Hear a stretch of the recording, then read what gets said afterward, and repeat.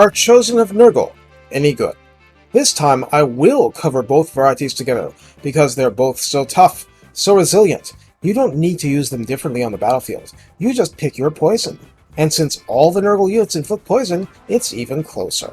That's a bit of a joke, but the Chosen are not. They're legit. Please, like, subscribe, comment, and consider donating little sprayed gold coins to my Ko-Fi treasury. I can use all the support in any form you can give. Thanks. Base Chosen come for 1350 base recruit cost, so 2700 for Kugath to summon, and 338 upkeep.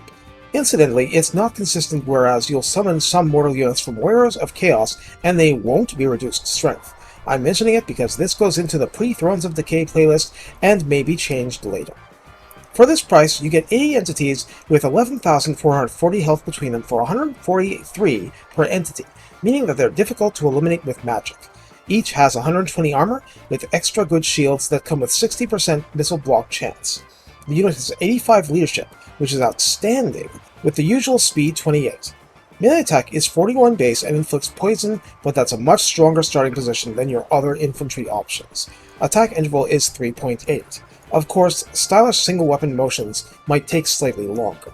There is no splash damage. Melee defense is 65, which is absolutely ridiculous, top tier for a sword and board unit.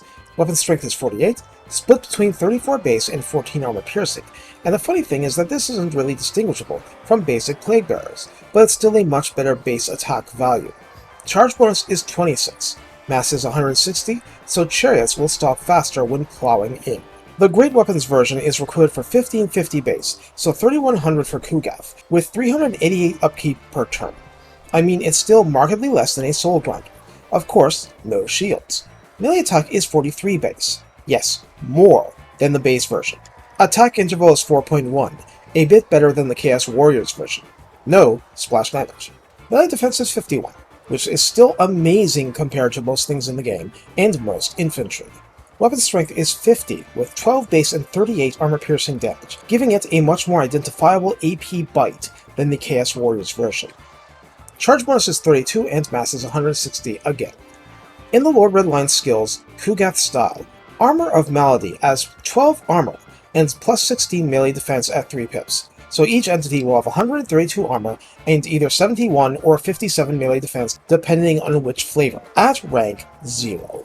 And at rank 7, Putrid Resistance has plus 7 melee attack, 15% spell resistance, and 15% missile resistance, particularly helpful for the Great Weapons version, but hey, there's no downside to this.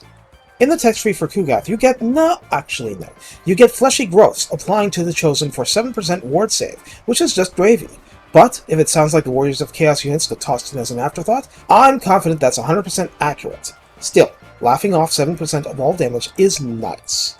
The funny thing about how to use Chosen of Nurgle is that you use them exactly as you would Chaos Warriors of either variety. Their function is exactly the same. They're just better, and it's not subtle or close. They can take on incredible odds and come out on top for Grandfather. It's just how they roll. The Great Weapons version is particularly notable because the faction does not indulge in halberds, but halberds have slower animations than Great Weapons. In other words, what you trade in terms of charge defense, reflection, and anti-large, you gain in efficiency in beating up your foe at point-blank range. Since most cavalry is awful at melee defense, relative to infantry, you'll bash their armor in sooner rather than later. Ultimately, my video shows that even a single Lord on a mount is an amazing force multiplier, and the Chosen are a wonderful foundation for you to build upon in the late game. They are, essentially, both hammer and anvil at the same time, with one more anvil-y and the other one more hammer-y, but ultimately just a matter of toppings. The underlying dish remains the same. Beyond this point, it's just a matter of the faction, not the unit. Being with Nurgle means having narrow and limited means to reduce the melee defense of the opponent or the melee attack of your side, but it exists through heroes and lores. Magic and army abilities provide a lot of healing potential.